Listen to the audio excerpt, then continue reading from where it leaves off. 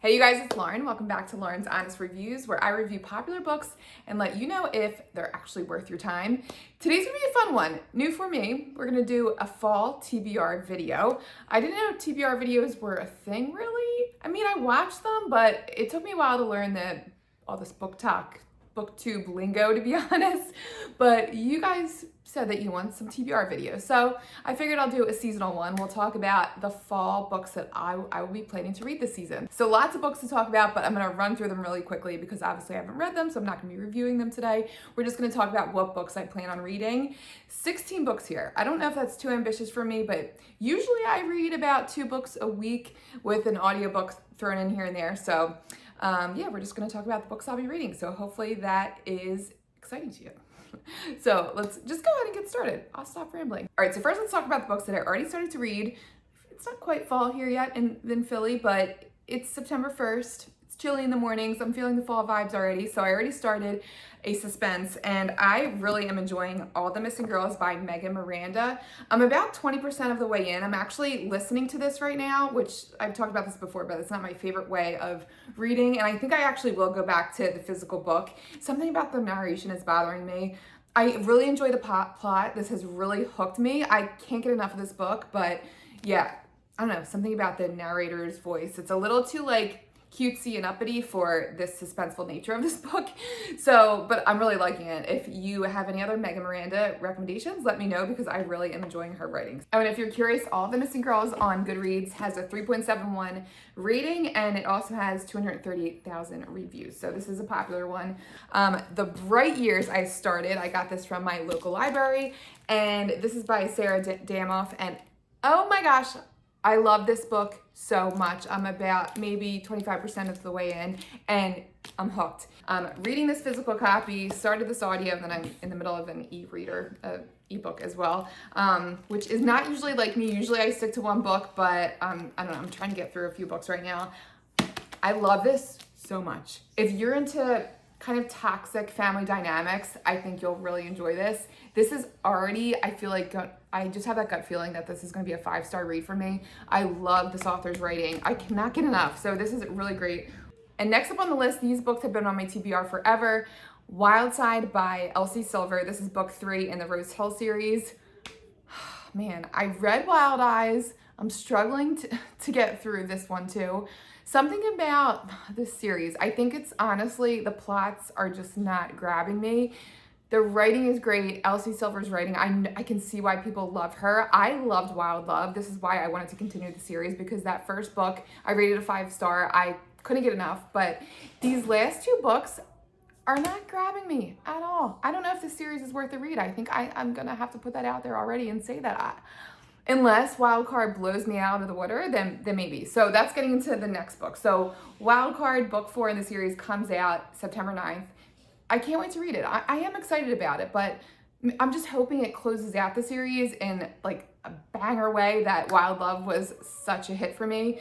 So here's hoping. But yeah, Wild Side, little struggle for me. It's a little on the darker side as well of all 3 of the books that I've read so far in this series. So let me know if you read Chestnut Springs, I think is the other series. Is that what it's called? Let me know if you've read that series. I know everybody is there's like a fandom around that series. So let me know, but a little disappointed by the series, not gonna lie. All right, next up is a Riley Sager, the only one left.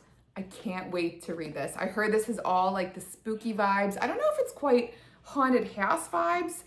I feel like the synopsis is kind of chaotic and all over the place. Honestly, I can't even. I was reading this earlier and I can still barely surmise what this book is about. At 17, Lenora Hope hung her sister with a rope. Okay.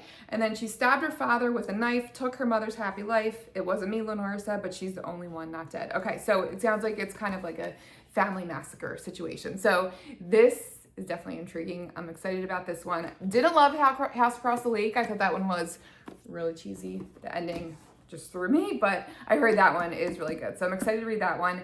And that one has really high ratings, 4.13 on Goodreads, and there's 539,000 reviews. All right, next up on the list, I don't have a physical copy. I'm planning on buying this one because I have a feeling I'm really gonna love it. It's like my kind of story. The Hunting Wives by May Cobb. I'm hearing so many awesome things about the show. I heard the show was so good, crazy but good, a really good twist. So I can't wait to read that. It has a 3.48 rating and there's 68,000 reviews. So let me know if you've read that. And then next up, the Pumpkin Spice Cafe. Look at this cover. I'm so excited about this one. This is by Lori Gilmore. I'm excited about it, but I have a little bit of a hesitation because I am not into a cheesy rom-com. I love a heartwarming story, but if there's cringy banter, I just can't. You guys heard me talk about Till Summer Do Us Part by Megan Quinn. That book was so cringy to me. I know a lot of people liked it, but I could not get into that book. Wow, I really lost a lot of lighting right there. I'm sorry. So I hope this isn't cheesy and cringy because it sounds like a really cute story. I heard that if you're a fan of Gilmore Girls, which I honestly was not. I think in the early 2000s, what was I doing? I was in college and I was probably, honestly, I think I was watching reruns of Friends and 90210. What else was big back in the 2000s? Buffy the Vampire Slayer. I love that show, but I never got into Gilmore Girls. But that kind of show, that cozy family show, I do really love. So I hope I like this. I'll keep you guys posted. This has a lot of ratings, oh no, not a high rating on Goodreads. 3.37 star on Goodreads. So we'll see. 367,000 reviews. I'll keep you posted. All right, next up, 2 Lucy Foley books that I can't wait to read. I love The Midnight Feast, so I can't wait to read these two. These two have also been on my TBR forever. I was just waiting for spooky season to read. So the guest list sounds a little bit like Midnight Feast, kind of that like late night, I think it's a hotel, oh no, it's a wedding, where kind of mysterious things start to happen. So excited about this one. And then The Paris Apartment, I don't know too much about. Meet the residents of number 12, a beautiful old apartment building in the City of Light. The socialite, the nice guy, the alcoholic, the girl on the verge, the concierge. Oh, this sounds pretty good. So excited to read these ones. And I know these have really high ratings as well. Wow, the guest list has a 1.2 million views. The ratings are okay, 3.8. The Paris Apartment, lower ratings, 3.65 and 687,000 ratings. Excited about these two though. I know The Midnight Feast got mixed reviews as well, but I really love that one. So I'm excited to read these two by Lucy Foley. Hopefully I get to them. And then next up, The Berry Pickers by Amanda Peters. This was a national bestseller, winner of the Andrew Carnegie Medal for Excellence in Fiction. And I know this was a very popular book, a 4.09 rating on Goodreads with 258,000 reviews. This one was given to me by my mother-in-law, and we seem to have similar tastes, so I'm excited to read this one. I don't really know too much about what this is about. It sounds like it's about a missing child in the 60s. Okay, yeah, July 1962, following in the tradition of Indigenous workers from Nova Scotia. Family arrives in Maine to pick blueberries for the summer. 4-year-old Ruthie, the family's youngest child, vanishes. Well, I don't know about it. I'm not usually a big fan of young children when they go missing. I don't really love missing person stories when it involves a young child. That freaks me out.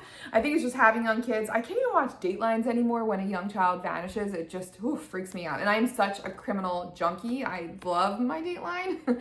But yeah, it's tough for me to read young children's stories anymore. But I know this has a lot of people love this story. So I still want to read it, so we'll see.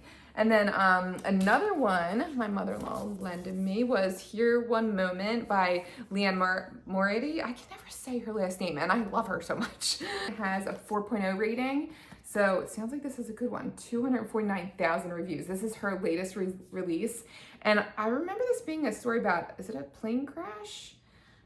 Yeah, plane crashes. Suddenly, a woman traveling alone stands. She walks down the aisle making predictions about how and when passengers will die. Here One Moment brilliantly explores fate, destiny, family dynamics, love, and marriage, and overwhelming desire we all feel for certainty and control in an uncertain world. This sounds really good. Okay, I might have to bump that up. That sounds like a really good one. I'm excited to read that one. And then lots of Lisa Jewell books. You know what? Let me first talk about these two because these two I definitely want to get to. These, book 1 and book 2, they're part of a series.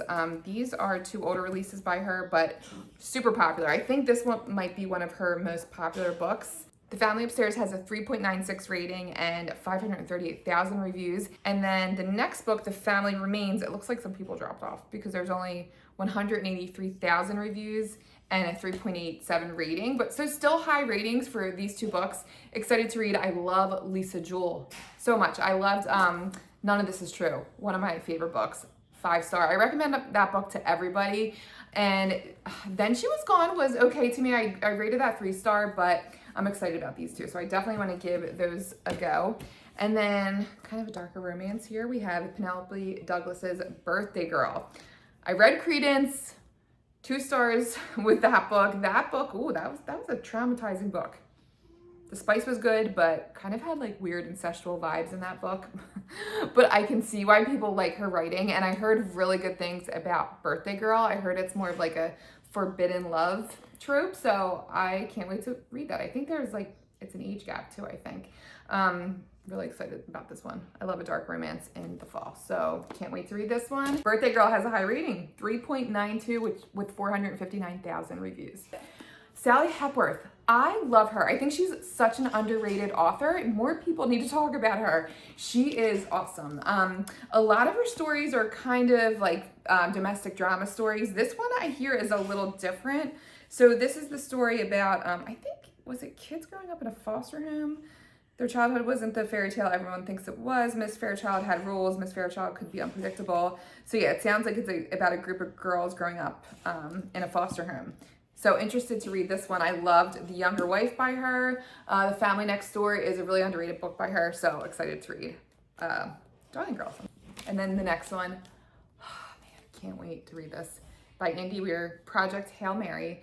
This has gotten rave reviews, 4.5 stars on Goodreads, 926,000 reviews. Everybody is loving this. I loved Atmosphere by Taylor Jenkins Reid, so I feel like that has my space intrigue peaked. I can't wait. There's something about learning and reading about space that is so exciting to me.